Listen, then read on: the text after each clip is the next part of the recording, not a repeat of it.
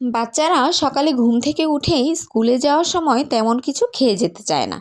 তাই ঝটপট fried rice বানিয়ে দিলে গরম গরম তাদের কাছে ভালো লাগে আর অল্প হলেও খেয়ে যেতে পারে। তাই প্রায় সময় আমি এগ ফ্রাইড রাইসটা রান্না করে থাকি। তাই আজ আপনাদের সঙ্গে এই সহজ ও মজাদার এগ ফ্রাইড রাইস রেসিপিটি আপনাদের সঙ্গে শেয়ার করছি। চলুন দেখে নেওয়া যাক কীভাবে রান্না করলাম। প্রথমেই 3টি ডিম ভেঙে ফেটিয়ে নিচ্ছি। আপনারা আপনাদের রাইসের পরিমাণ অনুযায়ী ডিম কমিয়ে বা বাড়িয়ে নিতে পারেন। তারপর ছোট ছোট করে কেটে নিয়েছি হরেক রকমের সবজি। আপনারা আপনাদের পছন্দ অনুযায়ী সবজিগুলো নিতে পারেন। প্রথমেই আমি ডিমগুলো অল্প লবণ দিয়ে ভেজে নিচ্ছি। ডিমগুলো ভাজার সময় বেশি করে নাড়াচাড়া করব, যাতে ডিমগুলো ঝুরঝুরা হয়ে যায়। ডিমগুলো যত ঝুরঝুরা করা হবে রান্নাটা ততই ভালো হবে। তারপর ডিমগুলো ভাজা হয়ে গেলে উঠিয়ে রাখবো। এবার পরিমাণ মতো তেল দিয়ে পেঁয়াজ ও কাঁচামরিচ ভেজে নেব। পেঁয়াজ কাঁচামরিচগুলো লালচে করে ভাজা হয়ে গেলে এতে দিয়ে দেব সবজিগুলো এবং এর সঙ্গে দিয়ে দিব অল্প পরিমাণে লবণ। তারপর সবজিগুলো ভালো করে ভেজে নেব।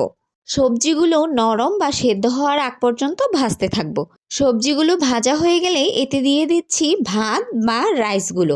আমি গরম ভাতই দিয়েছি, অনেকে ঠান্ডা বা বাসি ভাত দিয়েও করে থাকে, যেটাতে আলাদা একটা গন্ধ থাকে। আর এর সঙ্গে দিয়ে দিচ্ছি গোলমরিচের গুঁড়ো, দিয়ে দিচ্ছি সয়া সস ও টমেটো সস এবং দিয়ে দিচ্ছি আগে ভেজে নেওয়া ডিমগুলো। তারপর সবগুলো উলটপালট করে নেব এবং রাইসটাও হালকা একটু ভেজে নেব এবং নামানোর আগে লবণ চেক করে পরিমাণ মতো লবণ দিয়ে দিতে হবে। এই তো রান্না হয়ে গেল মজার ও সহজ এগ ফ্রাইড রাইস।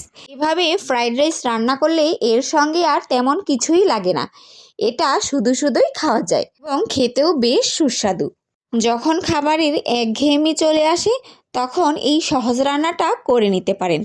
বাচ্চা বড় সবাই অনেক পছন্দ করে এই খাবারটি। এছাড়া বাচ্চাদের টিফিনেও তৈরি করে দিলে তারা খুব মজা করে খায়। আশা করি আপনাদের কাছে ভালো লাগবে। ভালো লাগলে শেয়ার করে রেখে দিতে পারেন। আজ তবে এখানেই থাক। আল্লাহ হাফেজ।